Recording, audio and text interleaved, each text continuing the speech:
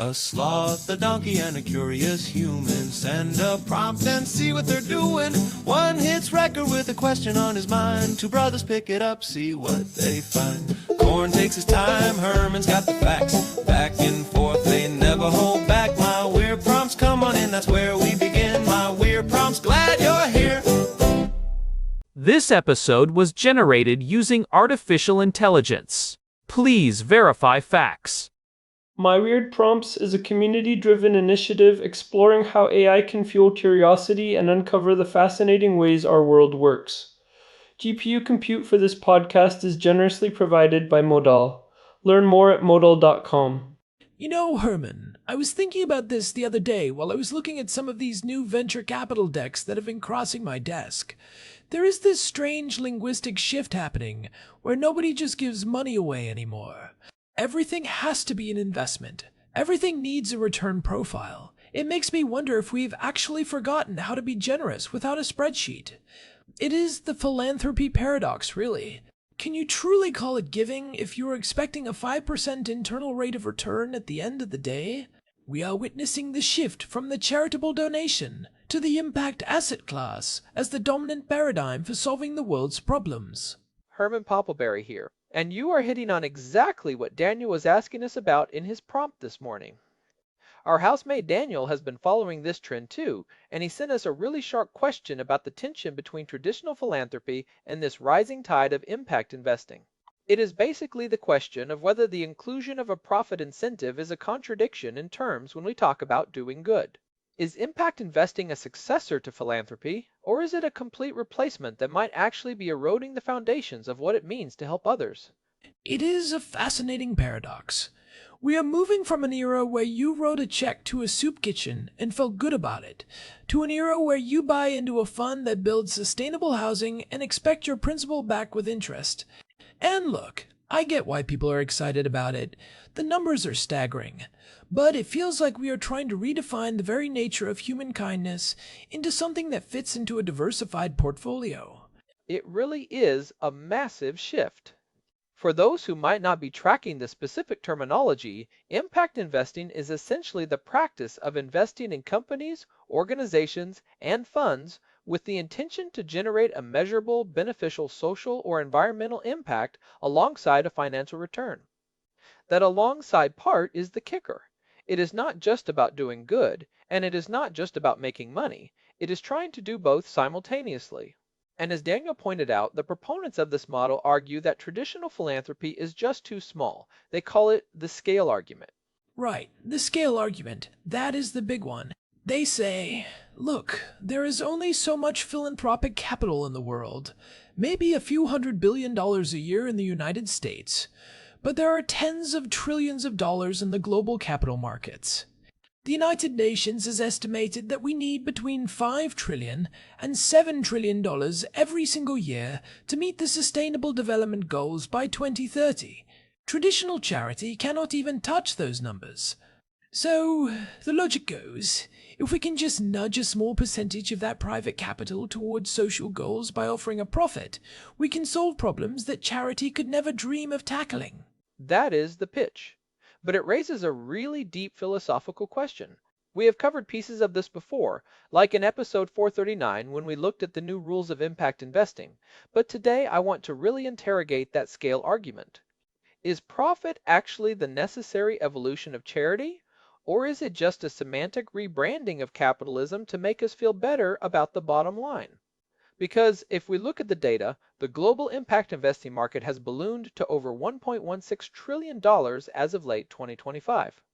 That is a massive pool of capital, but we have to ask, what is it actually doing that a government grant or a billionaire's foundation could not? Well, let us start right there with that critique of the scale argument, because on the surface it sounds mathematically irrefutable.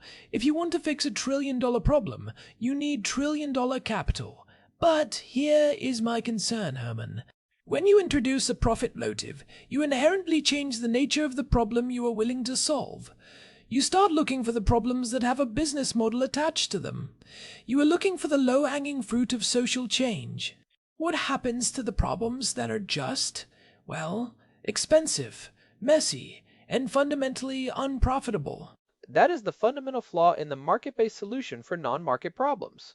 We have seen this play out in sectors like for-profit education in low-income regions. There was this huge push for impact investors to fund private schools in places like sub-Saharan Africa or parts of India. The idea was that the government schools were failing, so private enterprise could step in, charge a very small fee, and provide a better education while still making a modest profit. But what actually happened in many cases? To maintain that profit margin, these schools had to cut teacher pay to the bone, use standardized, scripted curricula that lacked any depth, and they ended up cherry-picking the students who were easiest to teach. The most vulnerable children, the ones with learning disabilities, or the ones whose parents could not even afford the tiny fee, were left even further behind. The market did not solve the education crisis, it just created a two-tier system where the poor were commodified. And that is the microfinance trap all over again. Remember when microfinance was the darling of the impact world? The idea was that small loans to entrepreneurs in developing nations would lift entire communities out of poverty. And in the beginning, when it was mostly nonprofit and community-based, it did amazing things. But then it scaled. It became a for-profit asset class. Large banks and private equity firms got involved. Suddenly, the pressure to show returns led to aggressive lending, high interest rates, and in some regions, like Andhra Pradesh in India back in 2010, it led to a massive debt crisis. People were taking out new loans just to pay off the interest on old ones. The mission was to empower, but the profit motive turned it into something that looked a lot like predatory lending. When you have to pay back investors, the borrower's well-being becomes secondary to the interest payment. It is a classic example of mission drift. When you have fiduciary duties to investors, that will almost always win out over the social mission when things get tough. And this leads us to a really interesting technical mechanism that a lot of people do not realize is happening behind the scenes in the impact world. It is called blended finance. This is where you take some public money, maybe from a government aid agency, or some philanthropic money from a foundation, and you use it to de-risk a private investment. Wait, let me make sure I have this straight. So you are using charitable money meant for the public good, to make a private investment safer for a billionaire or a massive hedge fund. Precisely. They call it catalytic capital. The argument is that this capital draws in the big private players who otherwise would not touch a risky project in a developing nation. It creates a waterfall structure where the non-profit money takes the first loss if things go south. But if you step back and look at the optics of that, it is essentially the public or the charitable sector subsidizing corporate profit under the guise of impact. We talked in episode 439 about how this market has grown, but if a large chunk of that $1.16 trillion is only moving because it is being subsidized or guaranteed by traditional nonprofit funds, are we actually creating more total good? Or are we just shifting the cost of doing business onto the taxpayer or the donor while the investor keeps the upside? It feels like a shell game, and it brings up the question of additionality. In the investment world, additionality is the idea that the positive impact would not have happened anyway without your specific investment. If I invest in the solar farm that was already going to be built because it is highly profitable, and the local government is offering huge tax breaks, I am not really creating impact. I am just capturing the return of a green asset. But a lot of impact investing today seems to be just that, claiming credit for things the market was already doing. It is the social version of greenwashing, or what we might call impact washing. And that is where we get into the realm of ESG, which stands for environmental, social, and governance criteria. A lot of what is called impact investing is actually just ESG risk management. It is companies saying, we are going to avoid getting sued for labor violations or environmental spills, so we are an impact company. But avoiding harm is not the same as actively solving a problem. Traditional philanthropy, for all its flaws and its smaller scale, has the freedom to be truly radical. It can fund the things that have zero chance of a financial return. It can fund basic research, or legal advocacy, or support for the terminally ill. Those things do not scale in a way that generates a dividend. You cannot put a price tag on the dignity of a hospice patient. Right, and that brings up a really important point about the speed of capital. Impact investing is often much faster. You can move $1 billion through a fund structure much quicker than you can move $1 billion through a traditional grant-making process at a foundation. But is speed always a good thing? In social change, speed can sometimes be destructive. It takes time to build trust in a community. It takes time to understand the nuances of a local culture. If you are a fund manager with a 5-year exit strategy, you are not going to wait 10 years for a community to develop its own leadership. You are going to push for measurable, quantifiable metrics that you can put in your quarterly report to show your LPs that you are hitting your targets. You are hitting on the difference between outputs and outcomes. An output is something you can count easily, like the number of laptops delivered to a school. An outcome is the actual long-term change, like whether those kids are better prepared for life 20 years later. Impact investing loves outputs because they look great on a spreadsheet. Philanthropy, at its best, is willing to wait for the outcomes. But let us look at the history here because this is not a new tension. How long has philanthropy actually been a thing? I mean, we use the word all the time, but the concept of giving money to help people you do not know, where does that actually come from?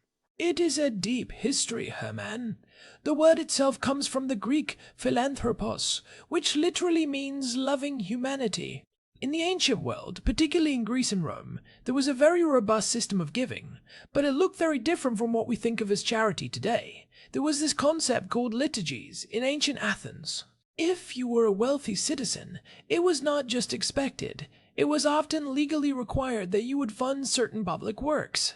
You might pay for the maintenance of a trireme, which is a warship, or you would fund a theatrical production for a festival.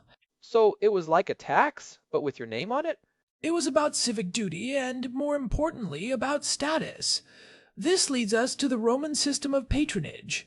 If you were a man of means like Gaius Maecenas, who was a close advisor to Augustus Caesar, you would spend your fortune supporting poets like Horace and Virgil. This is where we get the word Maecenas to describe a patron of the arts. But here is the thing. Maecenas was not doing this out of the goodness of his heart in a vacuum. He was doing it to build a cultural legacy for the empire, and to ensure that the greatest minds of his time were aligned with the political goals of his friend, the emperor. So it was a quid pro quo. I give you the money to write your poetry, and you make sure that the poetry reflects well on me and the state. That sounds a lot like what we discussed in episode 987 regarding reputation laundering. The ultra-wealthy using their wealth to edit history and buy social capital. If you look at the patronage systems of the ancient world or even the Renaissance with the Medici family in Florence, they would likely look at modern impact investing and find it incredibly familiar.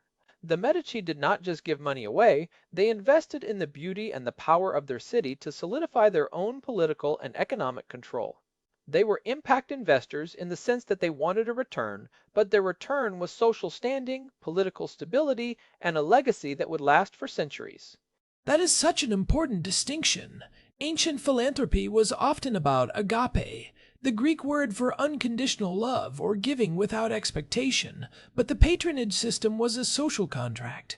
Impact investing feels like a move back toward that patronage model, but with a financial contract added on top. If I am an impact investor today, I am not just getting the reputation boost and the social capital, I am also getting my 5% plus my principal back. It is like having your cake and eating it too. I think historical figures like Maecenas or Cosimo de' Medici would actually be jealous of modern impact investors. They had to spend their money, and it was gone. They got the status, but the gold stayed with the artist or the architect.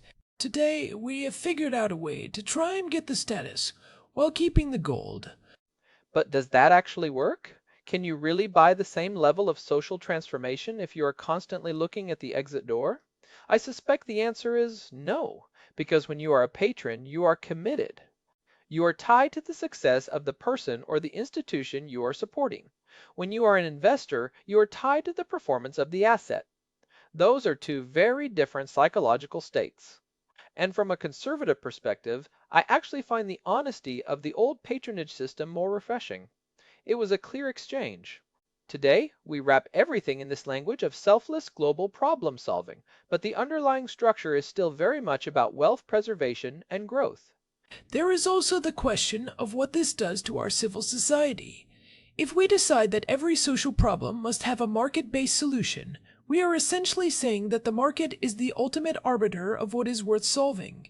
In a free society, we need a robust non-profit sector that can act as a check on both the government and the market. If the non-profit sector just becomes an extension of the venture capital world, we lose that independent voice.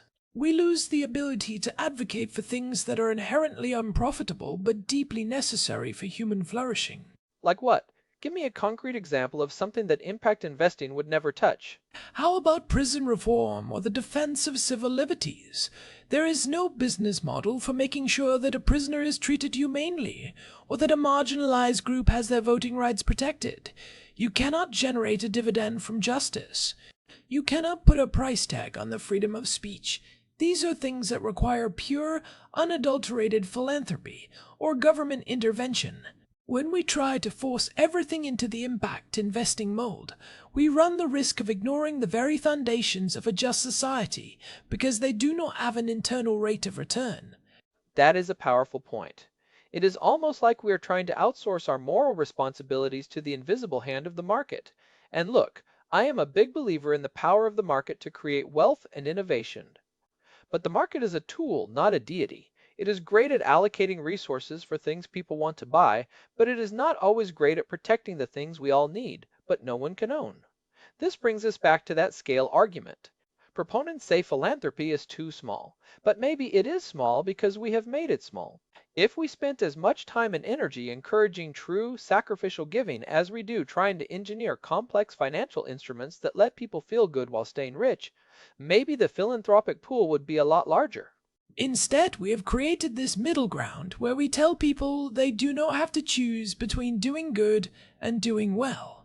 And when you tell people they do not have to choose, they usually choose to do well and hope the good follows. It is the ultimate comfort for the modern conscience. But I think we need to give our listeners some practical ways to navigate this. Because, look, many people listening to this probably have an ESG fund in their retirement account, or they might be looking at putting money into a social impact bond. How do they actually tell the difference between a genuine attempt to solve a problem and just a clever bit of financial engineering? The first test is the additionality test we mentioned earlier. Ask yourself, would this thing happen without this specific impact capital? If you are investing in a large cap company that just happens to have a good environmental rating, you are not really doing impact investing. You are just doing smart risk management. True impact investing usually happens at the early stage, in places where capital is scarce. It is where you are taking a risk that others are not willing to take. And the second test is the trade-off test. Is the fund manager willing to accept a lower than market return in exchange for a higher social impact? If the answer is no, if they are promising market rate returns plus social impact, you should be very skeptical. In the real world, there is almost always a trade-off. If a project were both highly profitable and highly impactful, the traditional market would have already funded it. The whole reason we need impact investing is to bridge the gap where the market fails. If there is no trade-off, there is probably no extra impact. That is a great rule of thumb. And for those who are looking at their own portfolios, I would say audit your definitions.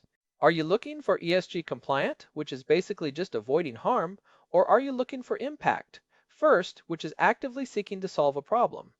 Those are two very different strategies. ESG is about protection, impact is about creation. Most of what is marketed to retail investors today is just ESG. It is a set of filters, not a catalyst for change. I also think it is important for people to keep a portion of their giving as pure, traditional philanthropy. Do not let the investment mindset colonize your entire charitable life. Give some money away where you expect absolutely nothing back. No tax receipt, no reputation boost, no dividend. Just give it because it is the right thing to do. There is a psychological and spiritual health that comes from that kind of giving that an investment can never replicate. We talked about this a bit in episode 852, about building a post-capitalist economy.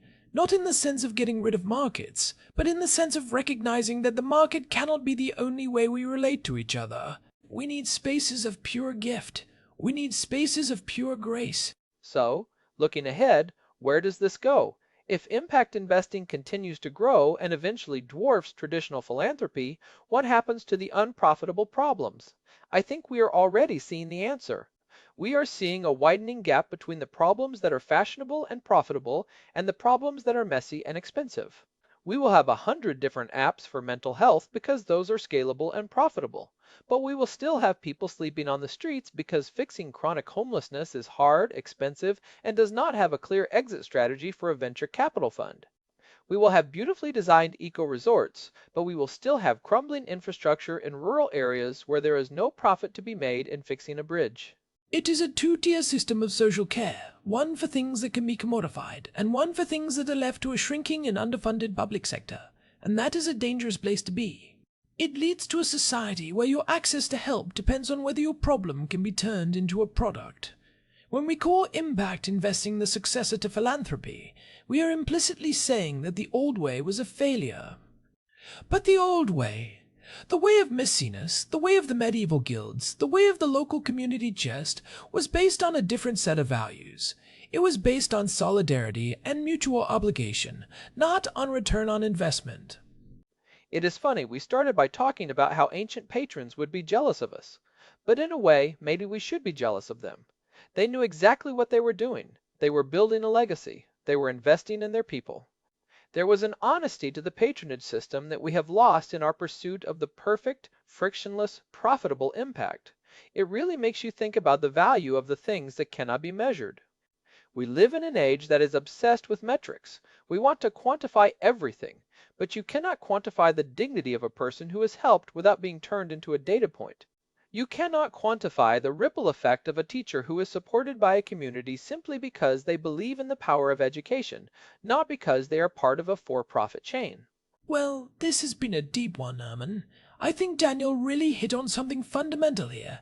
It is not just about finance. It is about how we see our responsibility to each other. If you have been following along and thinking about your own approach to giving or investing, we would love to hear your thoughts.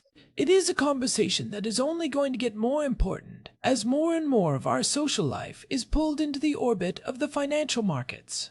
And if you are finding these deep dives valuable, do us a favor and leave a review on your podcast app or on Spotify. It really does help other people find the show and join the conversation. We have been doing this for over 1,300 episodes now, and it is the support from the listeners that keeps us digging into these weird prompts. For sure. And remember, you can find our full archive and all the ways to subscribe over at myweirdprompts.com. We have got an RSS feed there for the purists, and if you are on Telegram, just search for My Weird Prompts to get notified every time a new episode drops. We have covered everything from battery chemistry to the history of reputation laundering, so there is plenty to explore. Before we go, I wanted to touch on one more thing regarding that historical shift. If you look at the early 20th century, with the rise of the great American foundations like Carnegie and Rockefeller, they were actually the ones who started this move toward a more scientific philanthropy. They wanted to find the root causes of problems, not just treat the symptoms. In a way, impact investing is the logical conclusion of that scientific approach. It is the ultimate attempt to rationalize and optimize human kindness. But when you optimize for one thing, you always lose something else. That is the law of trade-offs. If you optimize for scale and efficiency, you lose the local, the personal, and the unconditional. Carnegie famously said that the man who dies rich dies disgraced. He believed in the total distribution of wealth during one's lifetime. But modern impact investing allows you to never actually give the wealth away. You just keep moving it from one impact asset to another. You never have to face that moment of true letting go. That is the most profound difference of all. Philanthropy is an act of letting go. Impact investing is an act of holding on, just with a different grip. I think that is the perfect note to end on. It is about the grip. How tightly are we holding on to our resources, and what does that do to our ability to actually help? Well said, Herman. And to our listeners, thanks for sticking with us. We know we went deep today, but these are the questions that define what kind of future we are building. Whether it is a future built on contracts or a future built on community. And if you want to hear more about the dark side of these financial instruments, definitely check out episode 1324. It is a great companion piece to what we discussed today, pulling back the curtain on some of the more egregious examples of impact washing. Yeah, that one is a real eye-opener. Alright, truly signing off now from Jerusalem. Take care, everyone. This has been My Weird Props. See you next time. Goodbye. Talk soon. This episode was generated using Gemini Flash 3. Text-to-speech engine was Chatterbox. Thanks for listening to our show, My Weird Prompts, where our thoughts go from slow